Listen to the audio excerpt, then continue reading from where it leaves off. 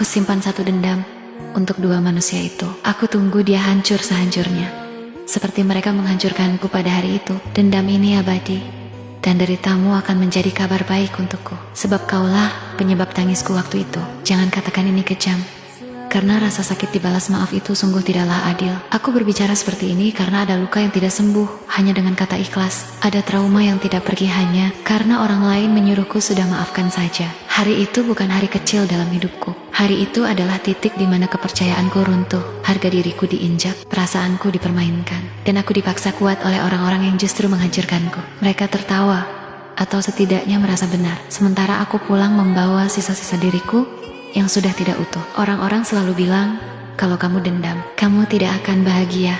Lucu, seolah-olah aku bahagia saat disakiti. Seolah-olah aku tidak berhak marah, tidak berhak kecewa, tidak berhak mengingat apa yang mereka lakukan. Dendam ini bukan lahir dari kejahatan. Dendam ini lahir dari ketidakadilan. Dari malam-malam panjang saat aku mempertanyakan salahku apa. Dari air mata yang jatuh diam-diam karena aku tidak ingin terlihat lemah. Dari kenyataan bahwa mereka ternyata bisa hidup biasa saja setelah menghancurkanku. Aku tidak mengejar balas dendam dengan tangan kotor. Aku tidak merusak hidup siapapun secara langsung. Aku hanya menunggu hukum kehidupan bekerja dengan caranya sendiri. Karena hidup selalu punya cara menagih. Kadang lambat, tapi tepat. Kadang sunyi, tapi menghantam. Dan saat itu terjadi, aku tidak akan menarik kegirangan. Aku hanya akan menghela napas dan berkata dalam hati, ini rasanya. Banyak yang memaksa korban untuk memaafkan, tapi jarang ada yang memaksa pelaku untuk bertanggung jawab. Memaafkan sering dijadikan beban bagi orang yang sudah hancur, sementara yang melukai bebas melanjutkan hidup tanpa rasa bersalah. Aku tidak menolak maaf,